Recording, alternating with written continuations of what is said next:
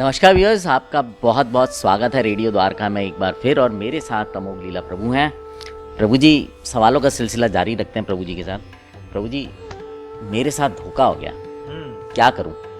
ये अक्सर लोगों के साथ चलता रहता है, किसी को लेके कभी, मतलब ये बहुत आम सी चीज़ है। तो कैसे निपटा जाए धोखे से? ओके, देखिए, एक तो है रिश्तों में धोखा होना, माशूक वाला, तो हमने एक वीडियो में कवर किया ही है। बट समटाइम इवन बिजनेस में कोई धोखा दे सकता है आपको वो साथी आपको धोखा दे सकता है आपको। This can certainly happen. पहले तो बात यह है कि ना, ट्रस्ट करने से पहले ना हमें जांचना परखना चाहिए था अच्छे से। कभी कभी होता है लोग मृदुभाषी होते हैं, उनसे सुना अच्छा लग रहा है, मृदुभाषी है। मृदुभाषी व्यक्ति हमेशा अच्छा होगा ऐसा नहीं है। तो हर चमकती चीज़ सोना नहीं होती। उस प्रकार से हर व्यक्ति बड़ा मृदुभाषी है, बड़ा सारे और जी कैसे हो जी, बंदा लग रहा है, डिपेंडेबल लग रहा है। तो एक तो हमें ट्रस्ट थोड़ा सोच समझ के करना चाहिए। बाकी है कि अगर हमें कोई धोखा देता है, एक तो यह है कि ना, मान लो उसने फाइनेंशियली आपको बहुत बड़ा धोखा दिया, तो एक तो भाई आप उसे रिक्वेस्ट करते रहो। कुछ लोग ना रिक्वेस्ट करते करते देते हैं, कहते हैं भाई अभी नहीं तो किस्तों में दे देंगे, दैट्स ओके, ठीक है। बट अगर आप, और कभी है कि मान लो किसने धोखा दिया और आप ना वो उस नुकसान को झेल सकते थे, तो माफ़ करके आगे बढ़ जाना चाहिए यार लाइफ में और भी कुछ चीज़ अच्छी चीज़ें करने को। मुझे याद है, मेरे को एक भक्त था, नया भी भक्त था, मतलब पूरा भक्त तो नहीं था अभी वो। तो उन दिनों में काम करता था। तो उसने कहा, प्रभु जी मेरी ना सिस्टर की मैरिज है, आप 1 लाख रुपए दे देंगे मेरे को ना, तो क्या है, मैं आपको चुका दूंगा इसको। ठीक है, ओके। तो मैंने उसको दे दिया, 1 लाख रुपए दे दिए मैंने। तो मैरिज हो गई सिस्टर की उसकी। मैं कहा चलो 1-2 महीने में दे देगा वो।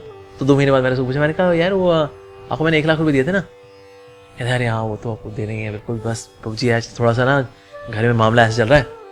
तो फिर मैंने कहा चलो ठीक है, इतना प्रेशराइज नहीं करता। मैंने 1 आध महीने बाद फिर पूछा, 1 महीने बाद फिर से मैंने पूछा। तो उसको पता लगा कि ये तो ना दान हो गया बेसिकली अब। तो अब 1 लाख रुपए अब गए, लेकिन मैंने अब मैं ये थोड़ी करूँगा भक्ति नाम की सुपारी दूँ कि भाई भक्ता टपका दो इसको, इसने मेरा 1 लाख रुपए खा लिया मेरा। I could afford it at that time. मैंने कहा ठीक है, अब यार 1 लाख रुपए हम कमा लेंगे ठाकुर जी की दया से, ऐसा कुछ नहीं है। तो इस तरह से ना sometimes you can afford it. किसी ने धोखा दिया आपको, फिर हम कहते हैं ठीक है हम डिस्कनेक्ट कर रहे हैं, लेकिन हम जिंदगी में आगे ही बढ़ रहे हैं, दैट्स ओके। तो इसलिए आगे बढ़ जाए। और आपको लगता है कि वो अनअफोर्डेबल था, then of course you can go for more reminders, little heavy reminders, worst के सिनेरियोस, कोर्ट केस वगैरह, फॉर टाइम बीइंग, कि भाई ये नहीं जिंदगी भर, 1 साल प्रयास करूंगा, 1 साल देखा नहीं हो रहा ना, तो यार लाइफ में और ही बहुत कुछ करने का है। ये एक धोखे के चक्कर में मैं समय नहीं खराब कर सकता, जो कि ज़्यादा महत्वपूर्ण, ज़्यादा मूल्यवान वस्तु है।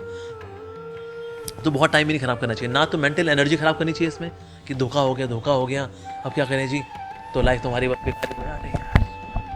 दो वक्त की रोटी चल रही है, पराठे चल रहे हैं, पिज़्ज़ा चल रहा है, वो भी चल रहा है। देन इन दिस वे फिर accordingly take steps and move on in life. एक जो चीज़ बताइए, अपना ही एग्जाम्पल जो दिया, मैं वहीं से पूछना चाह रहा हूँ। अगर मान लीजिए आप उस 1 लाख रुपए को वसूलने में लग जाते, तो क्या होता? देखिए, अगर मैं वसूलने में लग जाता तो हो सकता है मैं टाइम ही खराब कर दूं, बिकॉज मेरे को हाव भाव से पता लग गया था बंदे के पास पैसे नहीं है, और अगर मुझे दे भी देगा कि इज्जत करते हुए, तो कहीं से उधार लेके देगा। तो इसीलिए ऐसे में ना मूविंग ऑन इन लाइफ वो समझदारी होती है। हो सकता है हमारे दान लिखा था भाई, मतलब मेरे है कि कहीं ऐसा होता कि पता चला, बहुत बार ऐसा होता है, लोग इतना पीछे पड़ जाते हैं। 1 लाख रुपए तो प्रभु जी बड़ी रकम है। मैं किसी, मतलब बचपन में मैं जानता हूँ किसी व्यक्ति ने 5 रुपए के लिए किसी को इतना मारा था कि वो मरते मरते बचा था। तो मैं वो मतलब कहीं ऐसा तो नहीं होता कि वो 1 लाख की स्थिति ऐसी जगह ले आती कि आज जो अमोघ लीला प्रभु हैं वहाँ नहीं होता। बिल्कुल हो सकता है मैं उसको मार पीट दिया होता मैंने, मेरे को, और वो अगर खत्म ही हो गया होता फिर तो मैं आज जेल में बैठा होता मैं, नो डाउट। लेकिन ये है कि, और यहाँ मैंने अगर उसको इंजरी दे दी होती तो भी मैं, मतलब हो सकता है उसको रिश्तेदार कहता है अच्छा बेटा 1 लाख के लिए उसने इतना कर दिया, अब फिर बदला, काउंटर बदला,